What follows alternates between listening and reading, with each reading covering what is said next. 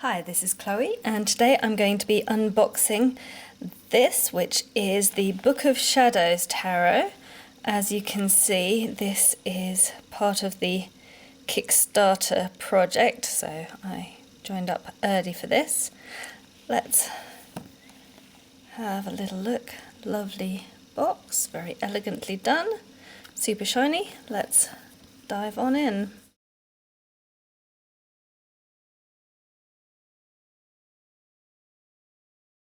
As you can see, the box is very elegant with beautiful sort of black on black designs that seem to have a shiny element to them. That comes up quite nicely on this recording, I think. And it's a sort of magnetic clip. Inside we have the Book of Shadows book by Andrea Aste, The Lost Code of the Tarot, and more nice shiny stuff here. And inside the deck, so the box is nicely laid out, little ribbon, and as I said, the magnetic catch works very well. The book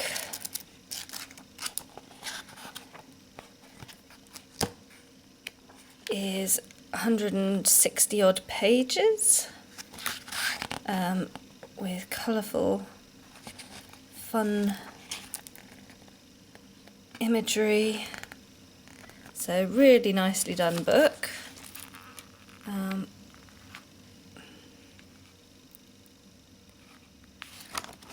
If we look at the table of contents, we have a preface, the discovery, From Legend to Reality, the Book of Shadows, Decoding the Book, Australia, Magnus Opus, Machinarium, Theatrum Historiae, De Divinatione, The Stolen Pages, The Decoding Problem, The Alchemist, Umbra, R. Adestum, The Tarot, A Scientific Point of View, Occult Mania, The Documentary, and Conclusion.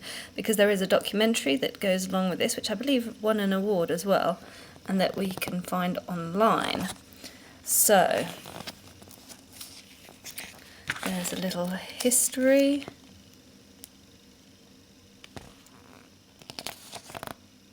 And funny stories. So, it's all very beautifully done. Very nice quality.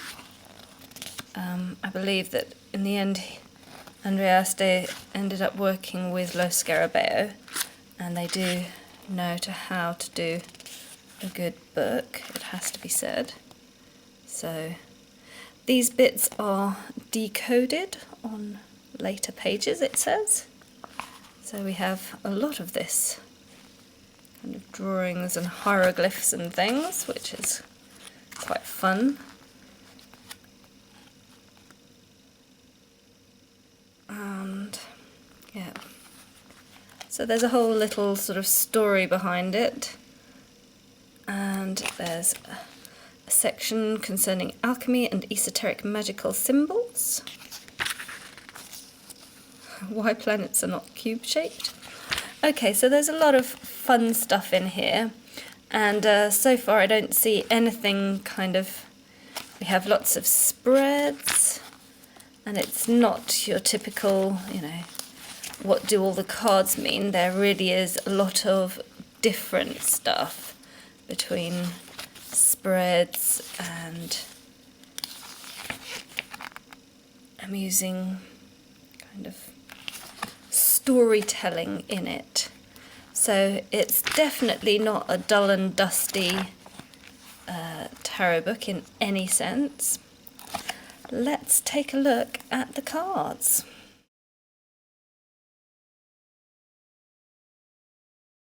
So the cards have a very nice sort of old sepia tone to them, and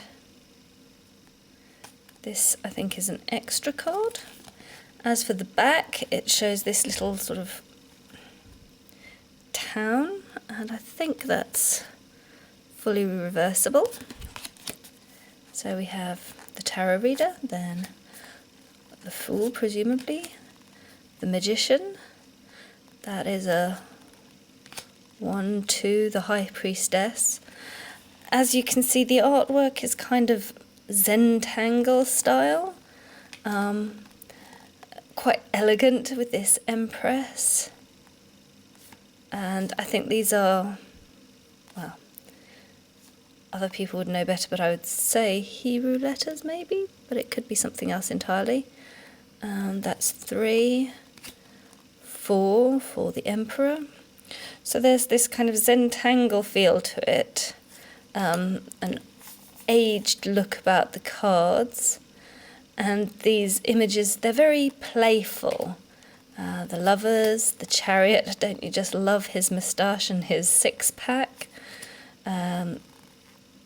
Justice as 8, okay. And 9, the Hermit, the Wheel of Fortune, the Strength, great lion there. So there's a very funky feel to them. It's weird, it's kind of a mix of super modern with quite old-fashioned. Death, Temperance, the Devil, very graphic Devil, the Tower, the Star. There isn't a lot of colour variation in these, which I guess, if you think about the Marseille deck and so forth, but it feels so much more playful than that. We dive into the cup suits, the Ace of Cups, the Two of Cups. So these are more sort of semi-illustrated, 2, then 3 with butterflies, 4. So the minors are hardly even semi-illustrated. They're practically pips, but very nicely done, different shapes and sizes, and sometimes 1 butterfly, sometimes 2. The Page of Cups, Knight of Cups riding a weird, something between a camel and an ostrich, the Queen of Cups and the King of Cups. Ace of Pentacles, perhaps? Yes, I'm thinking this is probably the suit of Pentacles. 2, 3, 4. These kind of dragons holding their own tails. They're very cute. So, and there's no writing on here. You have to kind of get used to them and count the things. But at least, no one can complain about there not being the correct number of items on each. Then we have the Page, the Knight on a huge, is that a zebra or an elephant? A very strange creature. I do like his dancing queen and peculiar King of Pentacles. Then we have the Wands, more butterflies and leaves. So the pips are nicely drawn, quite interesting, but they do count as non-illustrated, I would say. The Page of Wands, the Knight of Wands, the beasts they ride are hilarious. They kind of have a Dr. Seuss kind of feel to them, I'd say. The Queen of Wands and the King of Wands, another mustachioed chap, and his beard wrapped around him till he can't move, but it goes out to hold his wand. These are very, yes, fun. The swords, a bit more dark on the 3 of Swords.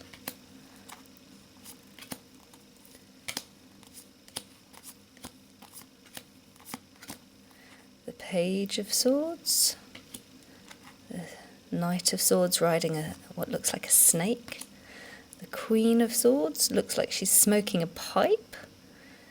And the King of Swords. And then we have another extra card at the end, which is, hey, I have no idea what it is, but it's fun. So altogether, yes, a quite charming, interesting deck. In terms of holding it, it's a little tricky to hold in one hand, but it shuffles nicely. And let's try a riffle.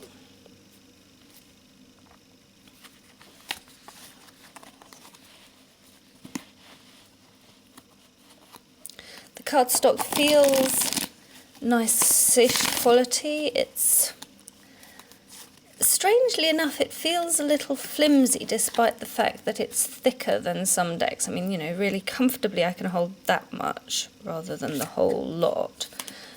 So for shuffling, some's always going to fall out of my hand, I think. And it doesn't have quite the crispness that some decks have, while still being, as I say, a little bit on the thick side in terms of how it comes together, but it does riffle fairly smoothly. So I'm not loving the cardstock. It's not my favourite, but it's also not dreadful. It does shuffle fairly well. Yeah, and let's...